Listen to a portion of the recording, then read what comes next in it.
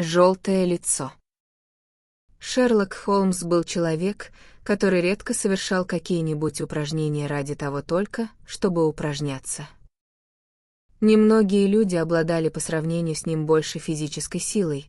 Кроме того, он при своем росте и комплекции был без сомнения одним из лучших боксеров, каких когда-либо я видел. На всякого рода бесцельное физическое напряжение он смотрел как на совершенно напрасную трату энергии и только тогда готов был проявить ее, когда того требовали серьезные обстоятельства. Но в таких случаях он был прямо неутомимым. Поразительно проявляемая им тренированность при таких обстоятельствах. Может быть, это объяснялось воздержанностью в пище, привычками, которые отличались большой простотой, суровым образом жизни.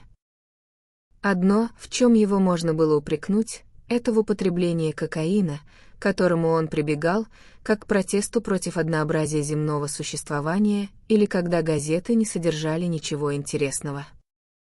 Однажды ранней весной он сам почувствовал необходимость в отдыхе и предложил мне прогуляться в парк, где на вязах стали появляться первые молодые светло-зеленые побеги и лопались длинные клейкие почки каштанов, развиваясь в продолговатые большие пятилистники.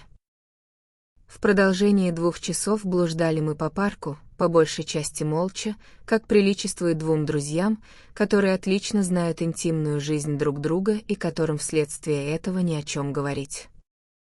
Только к 5 часам вернулись мы домой на Бейкер-стрит. «Простите, сэр», — сказал наш маленький слуга, отворяя дверь, — «тут вас спрашивал какой-то господин». Холмс взглянул на меня с упреком. «Вот что значит гулять после обеда», — сказал он. «Давно ушел этот господин?» «Порядочно, сэр». «А чего же ты его не попросил подождать?» Я просил, и он ждал. Как долго он ждал? С полчаса, сэр. Он очень беспокойный господин. Все время бегал по комнате, как сумасшедший. Я стоял в коридоре за дверью и все время наблюдал за ним. Наконец, он выскочил и закричал, когда же он придет, наконец. Я попросил его подождать еще немножко. «Мне здесь душно», — продолжал он, — «лучше я подожду на свежем воздухе. Я скоро вернусь», и с этими словами он выскочил по улицу. «Советую вам, сэр, не пускать его к себе больше». «Ладно, ладно», — ответил Холмс, когда мы входили в комнату. «Жалко, что он не дождался нас, Уотсон. Судя по его нетерпению, дело серьезное». «Ба! Это не ваша трубка на столе?» «Должно быть, он забыл ее здесь». Это очень хорошая трубка с длинным мундштуком, который на языке настоящих курильщиков называется пенкой. Интересно знать, много ли в Лондоне мундштуков из настоящей пенки. Говорят, что признак хорошей пенки, если на ней есть пятнышко, и потому торговцы нарочно фабрикуют поддельные пенки с такими же поддельными пятнами. Должно быть, он был сильно взволнован, раз оставил свою трубку, которую, очевидно, очень дорожит. «Почем вы знаете, что он ею дорожит?» — спросил я. «Обыкновенная цена такой трубки не больше 7 шиллингов, а вы видите, она в 2 местах починена». Сломался деревянный мундштук и пенка, и оба эти места скреплены серебряными ободками. Починка обошлась гораздо дороже самой трубки, так что, если бы он ею не дорожил, то предпочел бы купить новую. «И только?» — спросил я, потому что видел, как он внимательно рассматривал ее со всех сторон. Он держал ее довольно высоко, слегка постукивая своим длинным тонким пальцем, как профессор, читающий перед аудиторией лекцию по анатомии и демонстрирующий какую-то интересную кость. «Эта трубка представляет для меня большой интерес», — сказал он, — «она не в меньшей степени носит отпечаток характера владельца, как часы и шнурки с ботинок. Собственник этой трубки очень сильный человек, левша, с превосходным рядом зубов, мало обращающий внимания на свои привычки и не нуждающийся в средствах.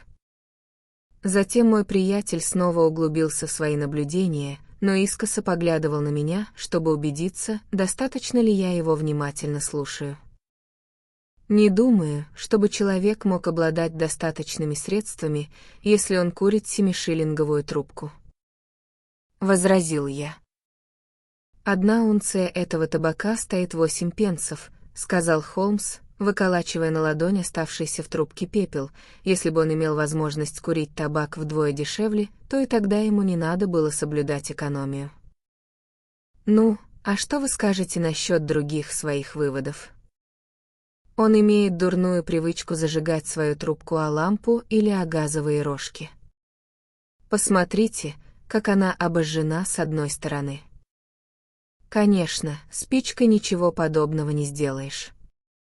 Не может быть, чтобы он подносил спичку всегда с одной стороны трубки. Зажигая же о лампу, ты никоим образом не убережешься, чтобы не опалить трубку. Затем, как вы видите, почему-то сожжена правая сторона трубки.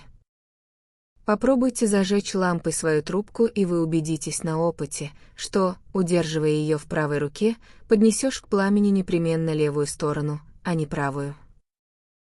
Кроме того, вы видите, что мундштук довольно сильно изгрызен, а это может сделать только сильный, энергичный и обладающий очень хорошими и острыми зубами человек. Но, если не ошибаюсь, я слышу его шаги на лестнице, так что его особо составит для нас гораздо больше интерес, чем исследование его трубки. Действительно, не прошло и нескольких секунд, как открылась дверь, и в комнату вошел высокий молодой человек. Он был одет хорошо, но очень просто в темно-серый пиджак и с такой же шляпой с широкими полями в руках. На вид я мог бы дать ему лет 30, но на самом деле он был старше. «Простите», — сказал он с тревогой на лице, — «мне кажется, я стучал в дверь». «Да, конечно, я постучался. Я немного встревожен, так что вы, пожалуйста, простите мою невежливость». С этими словами он провел рукой по лбу, как по обыкновению делают очень нервные и взволнованные люди, и затем скорее упал, чем опустился на стул.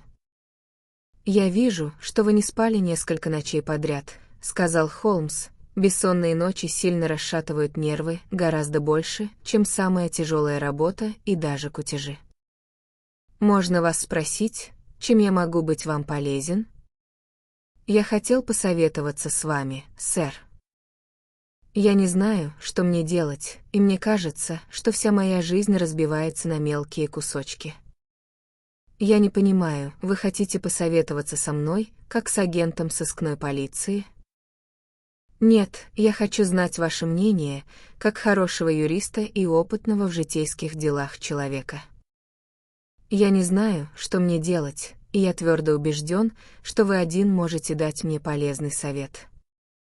Он говорил отрывистыми, короткими фразами, с сильным нервным возбуждением, которое ясно свидетельствовало, что этот рассказ доставляет ему сильную сердечную боль. «Знаете, это очень щекотливый вопрос», — сказал он, — «трудно рассказывать чужим о своих семейных делах. Ужасно беседовать с чужими людьми, которых никогда раньше не видал, насчет поведения своей жены. Как это ужасно! Но я не в состоянии дальше терпеть, моя нервная система напряжена до предела, я должен с кем-нибудь посоветоваться». «Послушайте, мой друг, мистер Грант Монро», — начал Холмс. Посетитель подскочил на стуле, точно ужаленный. «Как?» — вскричал он, — «вы знаете мое имя?» «Если вы желаете сохранить свое инкогнито», — сказал, улыбаясь Холмс, то советую вам в следующий раз не писать свое имя на дне шляпы или поворачивать ее внутренней стороной. Мой приятель и я выслушали в этой комнате очень много самых странных секретов и благодаря счастливому провидению облегчили заботы очень многих людей. Я надеюсь, что нам удастся то же самое сделать и для вас. Могу я попросить вас, так как дело, может быть, не терпит отлагательства, сейчас же приступить к изложению фактов? Наш посетитель еще раз провел рукой по лбу, как будто это движение могло помочь ему собраться с духом и с мыслями. Каждый его жест и выражение свидетельствовали о том, что это был очень осторожный, сдержанный человек с большой природной гордостью, которая-то и заставляла его так долго скрывать свои сердечные раны. Наконец, он сделал энергичный жест рукой и начал свой рассказ. «Вот в чем дело, мистер Холмс. Я женат уже 3 года. В течение этого времени мы так любили друг друга и так были счастливы, как будто были созданы друг для друга. Никогда между нами не было никаких разногласий, ни тени раздора. А теперь, с последнего понедельника, между нами как будто стена выросла.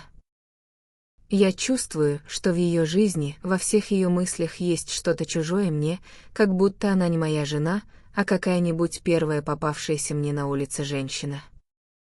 Одним словом, с некоторого времени мы стали совершенно чужими друг другу, и я во что бы то ни стало хочу узнать причину такой перемены.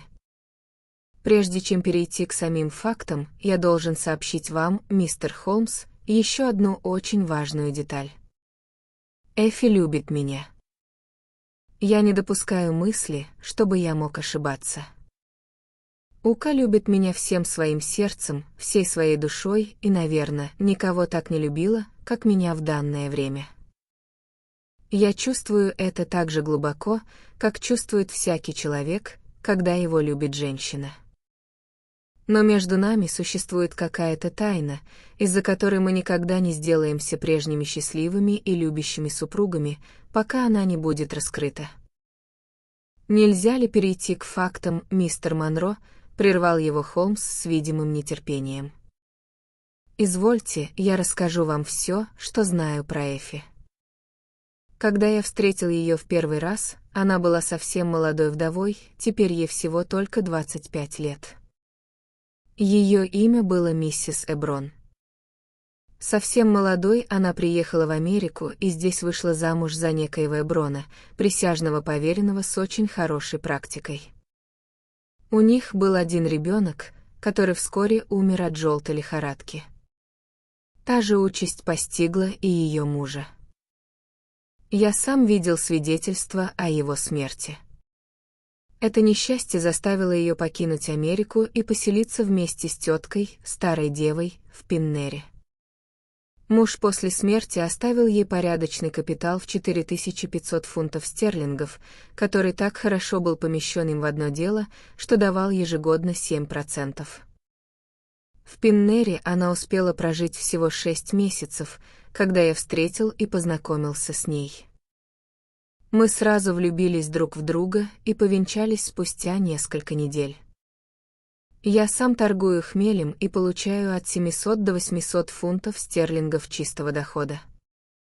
Таким образом, как вы видите, мы можем жить очень комфортабельно и потому сняли прелестную виллу в Норбури за 80 фунтов в год. Наша дача вполне может заменить деревню и притом имеет то большое преимущество, что находится недалеко от города. Недалеко от нас есть гостиница и какие-то 2 дома, а с другой стороны через небольшое поле есть небольшая хижина, обращенная в нашу сторону фасадом. Кроме этих построек, почти до самой станции нет ни одного жилого помещения. Мое занятие требует моего присутствия в городе только в известное время года, летом у меня гораздо меньше дел, и потому я вполне могу наслаждаться женой деревенской жизнью. Я уже говорил вам, что между нами никогда не было никаких недоразумений. Но здесь я должен обратить ваше внимание на одно обстоятельство. После свадьбы жена отдала мне все свои деньги против моей воли, потому что я отлично понимаю, что она останется ни с чем, если вдруг мои дела пошатнутся. Но она настояла на своем, и я подчинился ее требованию. Вдруг 6 недель тому назад она пришла ко мне. «Жак», — сказала она, — «когда я отдавала деньги, ты сказал, что я могу их взять, как только они мне понадобятся». «Конечно», — ответил я, — Ведь это твоя полная собственность. В таком случае дай мне, пожалуйста, 100 фунтов. Меня это немножко удивило, и тогда я подумал, что деньги нужны ей на какую-нибудь женскую прихоть, на новое платье или что-нибудь другое в этом роде. «Зачем тебе понадобилась такая сумма?» — спросил я. Ответила она жалобным тоном. «Ты сказал, что будешь моим банкиром, а банкиры никогда не спрашивают своих вкладчиков, на что им нужны деньги. Если тебе действительно нужны деньги, то, конечно, я их дам», — ответил я. Да, они мне очень нужны. Но ведь ты можешь мне сказать, на что?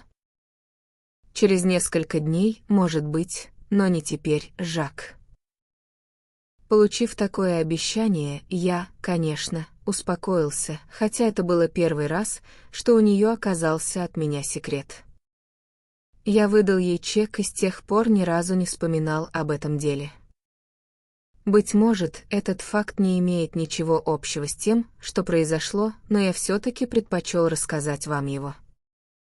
Я уже говорил вам, что недалеко от нас находится небольшая хижина.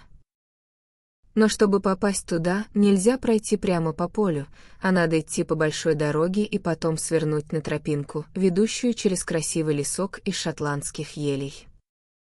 Я часто гулял в этом лесу, наслаждаясь прохладой и тенью больших деревьев. Эта хижина стояла пустой в течение 8 месяцев, я очень часто останавливался перед нею, думая, как хорошо бы можно было здесь устроиться. Ее крытое крылечко почти совершенно утопало в зеленых кустах жимолости. Вдруг в понедельник вечером, совершая свою обычную прогулку, я встретил пустой воз, отъезжающий, очевидно, от домика, а затем около крылечка увидел разложенные на земле еще не внесенные вещи. Очевидно, кто-нибудь, наконец, снял этот домик. Проходя мимо него, я с любопытством человека, которому нечего делать, заглядывал в окна, соображая, что за люди поселились по соседству от меня. Случайно взглянув наверх, я увидел в открытом окне 2-го этажа какое-то лицо, устремившее на меня свой взор. Я не знаю, мистер Холмс, кому принадлежало это лицо, но от его взгляда у меня по всему телу пробежали мурашки.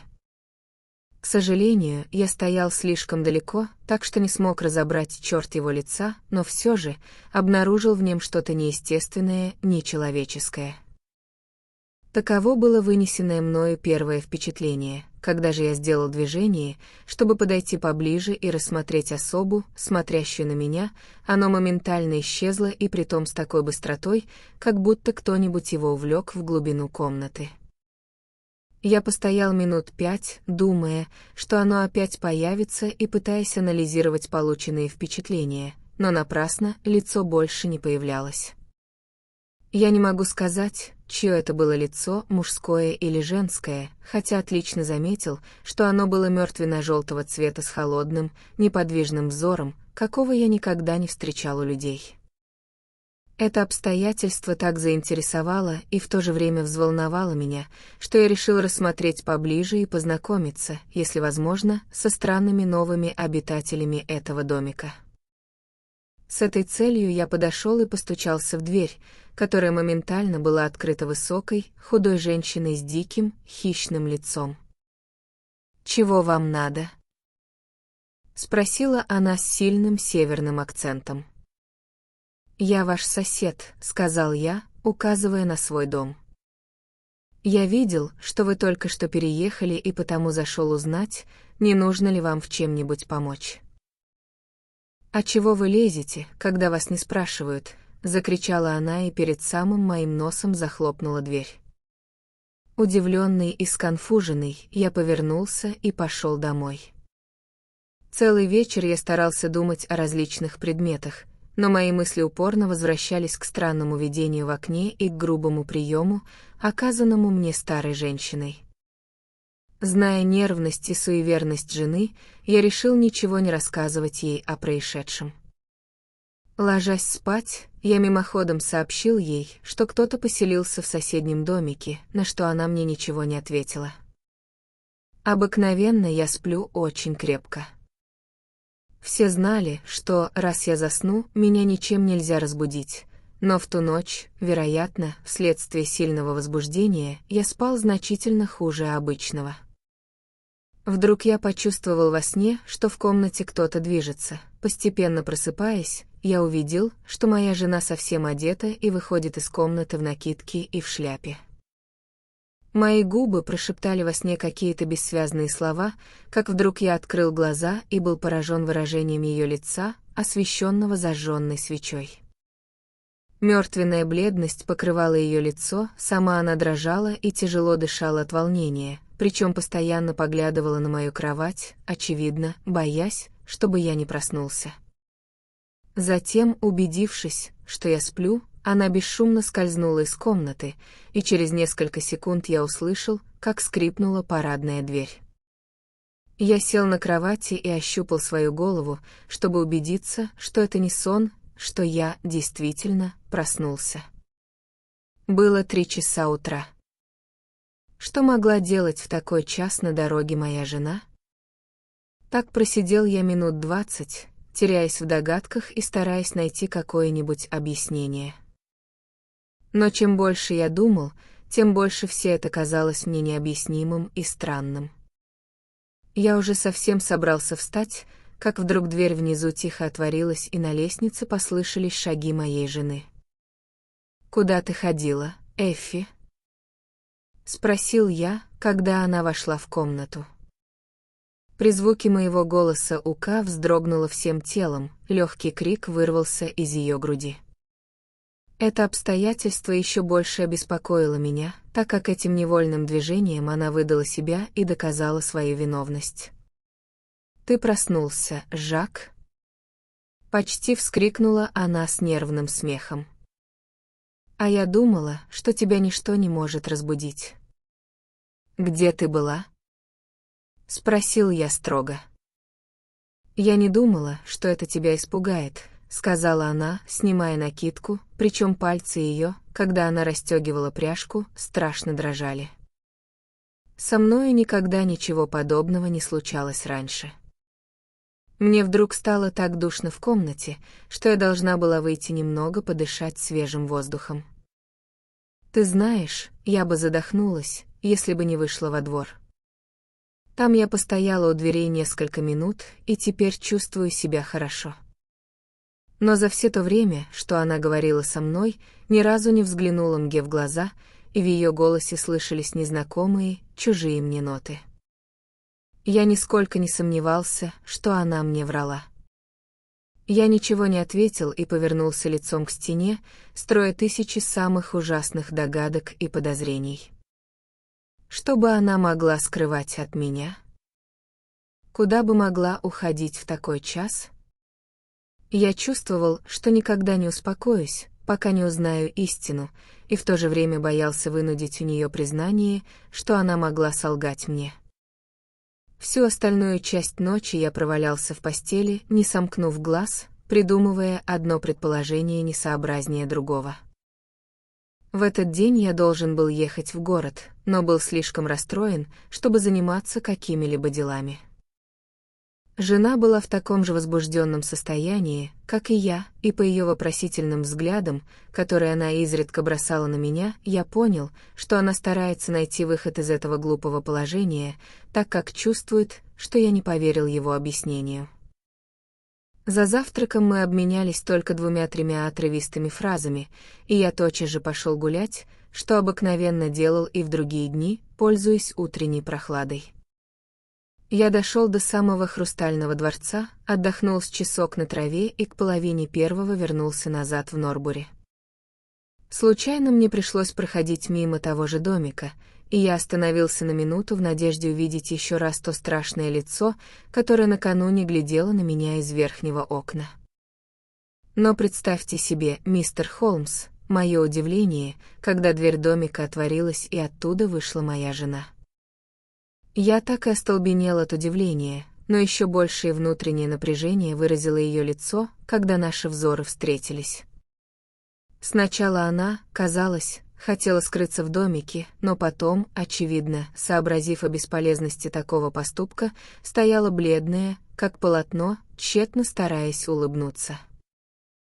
«Я пришла сюда, Жак, узнать, не нужна ли нашим соседям моя помощь. Отчего ты так на меня смотришь? Ты недоволен чем-нибудь? Или сердишься на меня? Так вот, куда ты ходила сегодня ночью?» Сказал я. «Откуда ты это взял?» Ответила она. «Ты здесь была, я в этом убежден. Кто здесь живет? Кому ты ходишь по ночам?» «Я в первый раз сюда пришла». «Как ты смеешь мне врать?» Закричал я, ведь тебя выдает твой голос. «Разве я скрывал что-нибудь от тебя?» «Сейчас же пойду туда и узнаю, в чем дело». «Нет, нет, Жак, ради бога, не ходи!» Вскричала она с неподдельным ужасом. Когда же я сделал несколько шагов по направлению к двери, она вцепилась мне в рукав и со страшной силой потащила обратно. «Умоляю тебя, Жак, не делай этого!» — кричала она. «Клянусь тебе всеми святыми, что сама расскажу через несколько дней. Если же ты войдешь туда сегодня, то причинишь мне ужасное несчастье». Несмотря на все усилия, я никак не мог освободиться от нее и подойти к двери. «Поверь мне, Жак. Поверь хоть раз в жизни. Ты никогда не пожалеешь об этом. Ведь я никогда бы не стала ничего скрывать от тебя, если бы это не было необходимо. От этого зависит счастье всей нашей жизни. Пойдем со мной домой, и все будет хорошо. Если же ты насильно войдешь в этот дом, между нами все будет кончено». Последние слова были произнесены с такой твердостью, такое отчаяние слышалось в ее голосе, что я был совершенно обезоружен и стоял в нерешительности у дверей. «Хорошо, я исполню твое желание при одном только условии, понимаешь, только при одном», — сказал я наконец. «Ты можешь сохранить при себе свою тайну, но должна обещать мне, что эти ночные визиты ни разу не повторятся и что ты не станешь ничего больше от меня скрывать. Я готов забыть все происшедшее, если ты дашь мне обещание, что ничего подобного в будущем не повторится».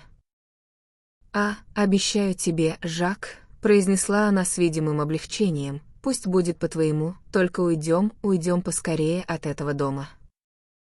С этими словами она потащила меня прочь. Отходя от дома, я обернулся и опять увидел в окне верхнего этажа наблюдавшее за нами желтое лицо. Что могло быть общего между моей женой и этим желтым лицом? Я опять задрожал от этого взгляда и почувствовал, что никогда не успокоюсь, пока не разоблачу участников этой таинственной истории.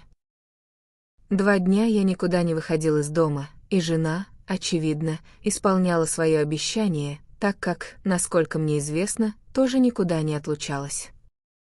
Но на 3-й день мне опять пришлось разочароваться. Оказывается, что никакая клятва, данная мужу, не может удержать ее от исполнения своего желания или, может быть, долга. Я уехал по делам в город и вернулся с 2-часовым поездом, а не с 3-часовым, как обычно делал раньше. В передней меня встретила горничная с испуганным лицом. «Где барыня?» — спросил я. «Не знаю, должно быть, пошла на прогулку», — ответила она. Я сразу заподозрил что-то неладное. Пройдя к себе наверх, чтобы убедиться, действительно ли жены нет дома, я случайно взглянул в окно и увидел, как моя горничная во весь дух бежит через поле по направлению к злополучному домику. Тут-то я понял, в чем дело. Моя жена ушла из дома и велела горничной незаметно прибежать за ней в случае, если бы я раньше вернулся из города. Вне себя от гнева я сбежал вниз, решившись раз и навсегда положить конец этой комедии. Я видел, как моя жена и горничная почти бегом шли по тропинке, но не остановил их и прошел к домику, в котором заключалась развязка этого секрета. Не постучавшись в дверь, я нажал ручку и вошел в коридор. Вокруг все было тихо и спокойно. В кухне на плите стоял котел, а невдалеке в корзине лежал большой кот. Но старой женщины не было. Тогда я прошел в следующую совершенно пустую комнату, отсюда поднялся наверх и обошел единственные находящиеся там две комнаты, не встретив ни одной живой души. Вся обстановка и картины были совершенно простые и очень грубой работы, за исключением той комнаты, в окне которой я 2 раза видел желтое лицо. Она была обставлена с большим вкусом и очень дорого. Но можете себе представить, до чего я разозлился, когда увидел на камине портрет моей жены, который она взяла у меня с моего же разрешения 3 месяца тому назад. Долго я стоял, не двигаясь с места, чтобы убедиться, что во всем доме действительно нет никого. Затем вернулся домой со страшной тяжестью на сердце. В передней меня встретила жена, но я был настолько зол, что, не сказав ей ничего, прошел прямо к себе в кабинет. Она последовала за мной, так что я не успел закрыть за собой дверь. «Я ужасно страдаю, Жак, мне пришлось нарушить свое обещание, но если бы ты знал все обстоятельства, то, наверное, простил бы меня.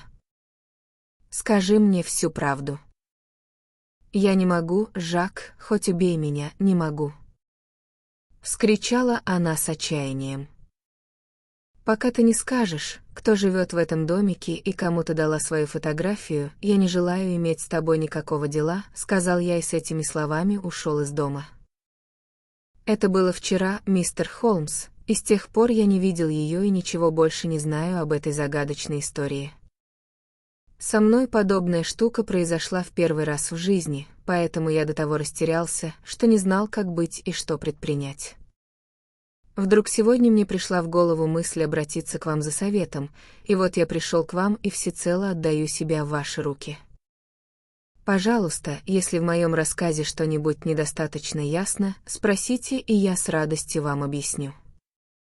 Только, ради Бога, скажите как можно скорее, что мне делать, потому что я не в состоянии дальше находиться в таком дурацком положении. Холмс и я с большим интересом слушали странный рассказ этого в высшей степени возбужденного человека. Мой друг еще некоторое время сидел в раздумье, подпирая рукой свой подбородок. «Скажите мне, пожалуйста», — произнес он, наконец, «можете ли вы поручиться, что из окна смотрело на вас действительно человеческое лицо?» Трудно ответить утвердительно, потому что я и в первый и второй раз находился на порядочном расстоянии от дома, — ответил он. «Но на вас, кажется, оно произвело очень сильное впечатление». «Да, потому что у него замечательно неестественный цвет лица и холодные неподвижные черты. А всякий раз, когда я хотел приблизиться, оно моментально исчезало». «Как давно жена взяла у вас 100 фунтов стерлингов?» «Почти 2 месяца тому назад». «Видели ли вы когда-нибудь фотографию ее первого мужа?» «Нет». В Атланте вскоре после его смерти был огромный пожар, во время которого сгорели все бумаги. Каким же образом она сохранила свидетельство о его смерти? Ведь вы говорите, что видели его. Да, ей выдали после пожара копию с того свидетельства. Встречали ли вы кого-нибудь, кто бы знал ее в Америке? Нет. Не предлагала ли она когда-нибудь съездить туда? Нет. Может быть, получала оттуда письма? Нет, по крайней мере, я не знаю. Благодарю вас. Теперь я составил себе некоторые понятия об этом деле. Если в этом домике действительно никто не живет, тогда будет довольно трудно разобраться в этом деле. В противном случае, если обитатели его, предупрежденные о вашем посещении, только на время оставили его, а потом опять вернулись, тогда мы скоро докопаемся до истины. Вот что я вам посоветую, поезжайте в Норбури и опять походите мимо окон этого домика. Если вы убедитесь, что внутри кто-нибудь есть, не старайтесь проникнуть туда, но сейчас же телеграфируйте нам.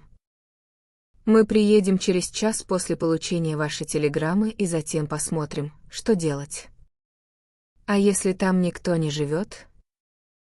В таком случае я завтра буду у вас и поговорю с вами. До свидания и, пожалуйста, напрасно не волнуйтесь до тех пор, пока не убедитесь, что действительно надо волноваться. «Мне кажется, это очень грязная шутка, Уотсон», — сказал Холмс, проводив до дверей мистера Гранта Монро. «Каково ваше мнение об этой истории?» «Да, я того же мнения, что и вы», — отвечал я. «Да. По-моему, здесь шантаж, если я не ошибаюсь». «Но кто же шантажист?»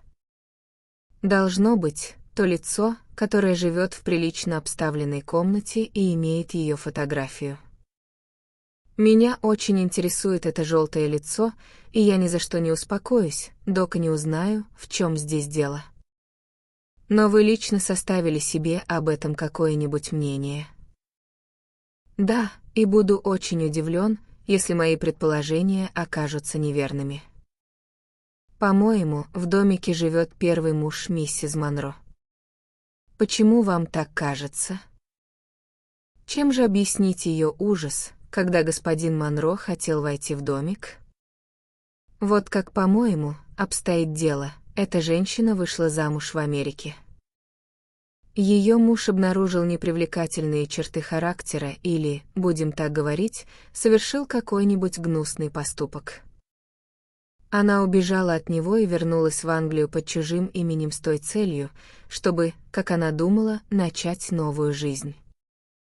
Она вышла вторично замуж и считала себя в полной безопасности. Мужу она показала свидетельство о смерти какого-нибудь господина, чье имя приняла, как вдруг ее местопребывание оказалось открытым первым мужем или, может быть, этой отвратительной старой женщиной, которая так сурово приняла мистера Монро. Они написали ей письмо, угрожая приехать и выдать ее. Тогда она просит 100 фунтов и посылает им, чтобы откупиться. Несмотря на это, они приезжают. Когда Монро сообщает ей, что кто-то поселился в соседнем домике, она догадывается, что это ее преследователи, ждет случая и украдкой удирает из дома, чтобы умолить их оставить ее в покое. Потерпев фиаско, она отправляется туда на следующее утро и встречает своего мужа. Она обещает ему не ходить больше туда, но через 2 дня надежда избавиться от этих ужасных соседей настолько сильно начинает ее мучить, что она решается сделать последнюю попытку и отправляется туда, захватив с собой обещанную фотографическую карточку. Во время этого разговора прибегает горничная и сообщает ей, что приехал барин. Жена, зная, что ее муж не замедлит явиться в дом, заставляет их бежать через черный ход в лес. Вот почему Монро нашел дом совершенно пустым. Я буду страшно удивлен, если они не вернутся домой до самого вечера. Что вы думаете о моей теории? Все это одни только предположения. Предположения, объясняющие, однако, все факты. Пока мы можем делать предположения на основании тех фактов, которые у нас в руках, когда же будем иметь новые, тогда будет еще время подумать. Теперь же нам остается только ждать известий от нашего приятеля из Норбури. Но нам недолго пришлось ждать. Не успели мы напиться чаю, как пришла телеграмма. Опять видел в окне желтое лицо. «В 7 часов встречу вас на вокзале», — писал нам Монро. Мы, действительно, нашли его на платформе, когда вышли из поезда. При свете зажженных фонарей он показался нам страшно бледным и возбужденным. «Они здесь еще, мистер Холмс», — сказал он, кладя свою руку на плечо моего друга. «Я видел свет в окне, когда шел сюда на станцию. Надо торопиться, чтобы они не удрали. Каков же ваш план в таком случае?» спросил Холмс, когда мы шли по темной, обсаженной большими деревьями дороге. «Я думаю, надо силой ворваться в дом и узнать, кто там живет. Я желаю, чтобы вы были только свидетелями». «Итак, вы твердо решили поступить таким образом, несмотря на предостережение жены не делать этого и до времени не пытаться разоблачить тайну?» «Да, я совершенно твердо принял такое решение». «По-моему, вы вправе так поступать. Всякая истина, какая бы она ни была, лучше неизвестности». Была очень темная ночь, когда мы свернули с большой дороги и пошли по тропинке. Моросил мелкий дождь. Мистер Грант Монро нетерпеливо шагал вперед, мы же шли за ним. «Вот освещенные окна моего дома», — шептал он, указывая на свет между деревьями, «а вот домик, куда мы должны войти». Тут тропинка сделала поворот, и мы очутились перед фасадом дома. Желтая полоса света, падающая на черную землю, свидетельствовала о том, что дверь была неплотно закрыта. Наверху было ярко освещено одно окно. На спущенной шторе несколько раз промелькнула какая-то тень. «Вот видите, он здесь», — вскричал Монро. «Во всяком случае, кто-нибудь да есть в доме. Идемте и сейчас же все узнаем». Но как только мы приблизились к двери, из темноты выскочила какая-то женщина и загородила нам дорогу. Свет, падающий из окна, был слишком слаб, чтобы можно было разглядеть ее лицо.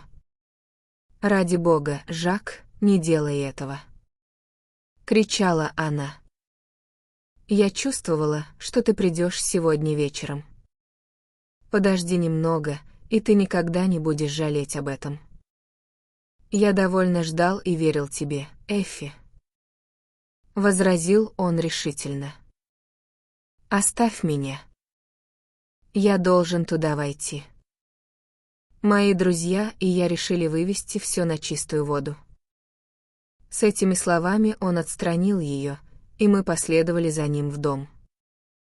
Не успел он открыть дверь, как в коридор выскочила старуха и попробовала было загородить нам дорогу, но Монро грубо отстранил ее и в несколько прыжков очутился наверху. Затем он вбежал в освещенную комнату, а мы остановились на пороге. Это была чистенькая, хорошо обставленная комната с 2 зажженными свечами на столе и 2 на камине. В углу копошилось какое-то существо, с виду похожее на девочку. Ука сидела к нам спиной, но мы могли рассмотреть, что на ней было надето красное платье и длинные белые перчатки. Когда же она повернула к нам свое лицо, я невольно вскрикнул от ужаса и удивления. Меня поразило больше всего неподвижность этого лица и жуткий мертвенно-желтый цвет кожи. Но тайна сейчас же объяснилась. Холмс со смехом протянул руку к уху ребенка и снял надетую на нее маску. Перед нами предстал прелестный маленький негритенок со слепительно-белыми зубками, который с любопытством смотрел на наши изумленные лица. Я от души расхохотался, но Монро стоял насупившись со скрещенными на груди руками. «Господи!» — проговорил он наконец. «Что все это значит?» «Я объясню тебе, что это значит», — произнесла вошедшая в комнату женщина с открытым гордым лицом. «Ты насильно вырвал у меня признание и теперь не имеешь права ни на что пенять. Мой первый муж умер в Атланте. Но ребенок остался жив. Твой ребенок». Она вынула большой серебряный медальон, который носила на груди. «Ты не знал, что он открывается?» «Да, действительно, я никогда не подозревала этого». Она нажала пружинку и отскочила нижняя крышка медальона. Там под стеклом был портрет очень интеллигентного на вид и красивого мужчины, черты лица которого резко выдавали его африканское происхождение. «Вот портрет Джона Эброна из Атланты», — сказала дама, благороднейшего человека в мире. Я пренебрегла предрассудками нашей белой расы и вышла за него замуж.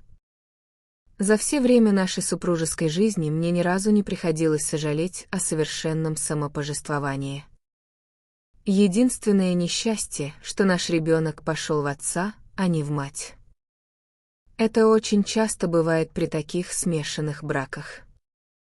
Моя маленькая Люси гораздо чернее своего отца. Но какая бы она ни была, черная или белая, это моя дорогая девочка, моя гордость. При этих словах маленькое черное создание подбежало к матери и вцепилось ручонками в ее платье. Я оставила ее в Атланте только потому, что она была больна и перемена климата могла бы дурно повлиять на ее слабое здоровье. Я оставила ее на попечении верной шотландки, нашей старой служанки.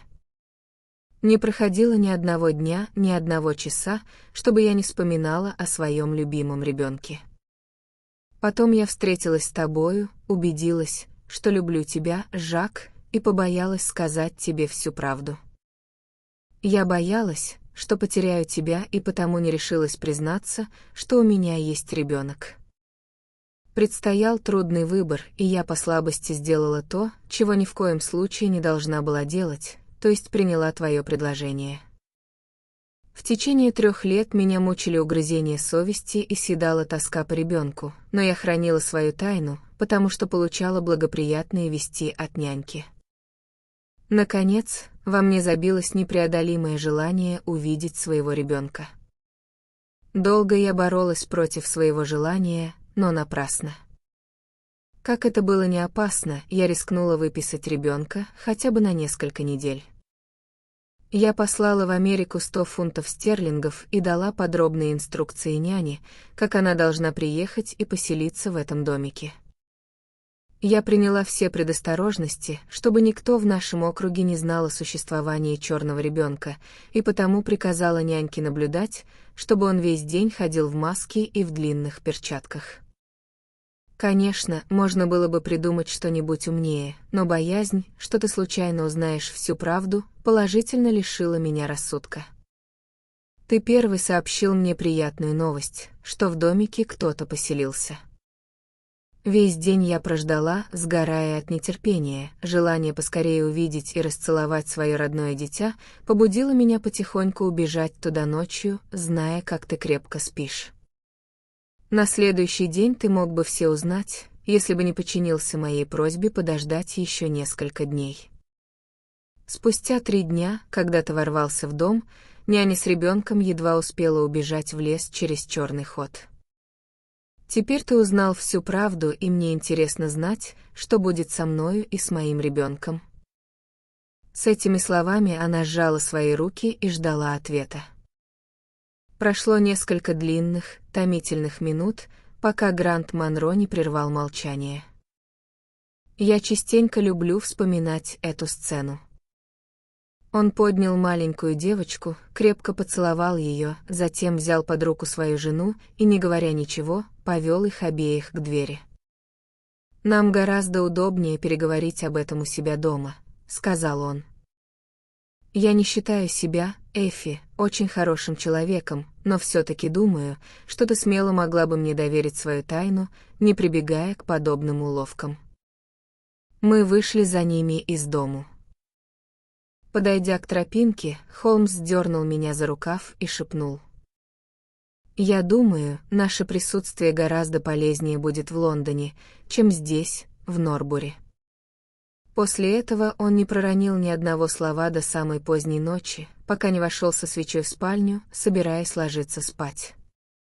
«Пожалуйста, Уотсон», — сказал он, — «если вы когда-нибудь заметите, что я начинаю забывать и мнить о себе что-то необыкновенное, шепните мне на ухо одно только слово «Норбури», и я буду вам бесконечно благодарен».